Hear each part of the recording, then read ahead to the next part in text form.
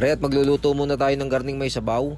Sakto naman at nag-uulan ngayon. At isa pa si Mrs. E medyo masama rin ang pakiramdam kaya aking pagluluto muna ng garning may sabaw. At tari nga bumili lang ako ng 1 kilong ribs ng baka sa palengke. Ay kita nyo ga, sariwang sariwa ay. Mas gusto ko ang garning ribs sa bawan kaysa doon sa ibang pyesa na malalaman. At dini nga hugasan ko na ng ayos para siyempre malinis ang ating lulutuin. Yan nga pala yung nakailang hugas din ako hanggang sa luminaw ang tubig.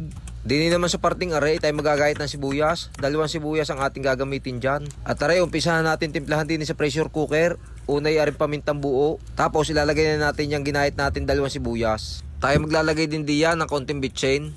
Iyan ang ating ginawang pampasarap at hindi na tayo gagamit ng beef cubes. Siyempre, ilalagyan din natin ng asin. Pwede rin patis kung mayroon kayo. Pagkatapos niyan, isasabawan na natin. 1 litrong tubig ang ating ilalagay dyan. Sakto lang nga rin sa 1 kilo, pero kung kukulangin, di mamaya na lang magdadagdag. Ari nga pala, isasalang natin sa pressure cooker ng mga nasa 35 to 40 minutes lang. Pero kung matigas pang karne, pwede namang isalang uli. At habang nakasalang ang ating pinalalambot, ay tayo maghahanda naman din ng ating pang toppings mamaya pag naluto. Diyan nga ay nagayat na ako ng dahon ng sibuyas na maliliit at ari naman ang ating isusunod, ang bawang. 2 ulo ng bawang ang ating gagamitin dyan, pipisakin ko lang ng ayaw at ating gagayatin ng maliliit na ganyan. Ari masarap ang topping sa garning lutuin eh. Ay kalakas makagana ng pagkain. At sa bandang ari nga ay ating ipiprito na yung ating ginahit na bawang. Kayo nagluluto rin ng garning bawang, ay subukan nyo, kabango, kabango.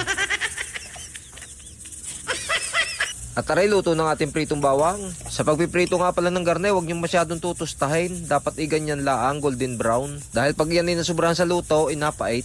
Ay, kita nyo gaya, ang kaganda ng luto. Sarap na ring toppings kahit siyang pagkain. Kahit sa kaning mainit o itlog na prito. O kaya sa niluluto nating may sabaw na nilagang baka. Ay mapapasarap na naman ang higop. What? At makalipas nga ang ilang minuto ng ating paghihintay, aray titingnan na natin kung malambot na. At kaunting paalala mga idol, kayo mag-iingat sa paggamit ng pressure cooker. Inyo munang pasisingawin yan hanggang sa maubos ang pressure sa loob bago nyo buksan ang kagayan niyan. Dahil baka kayo masabugan ay napakainit niyan ay paltos.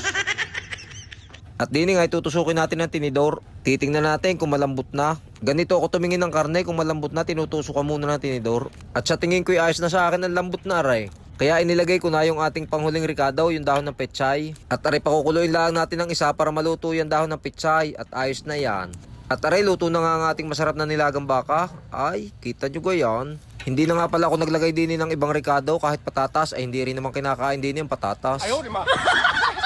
Ay siya paano, kakain muna kami. Mayroon kami din isawsawan, patis, kalamansi, sili. At lalagyan muna rin ng toppings. Bawang at dahon ng sibuyas. Ay sarap na rin Paano? Hanggang sa muli. Thank you.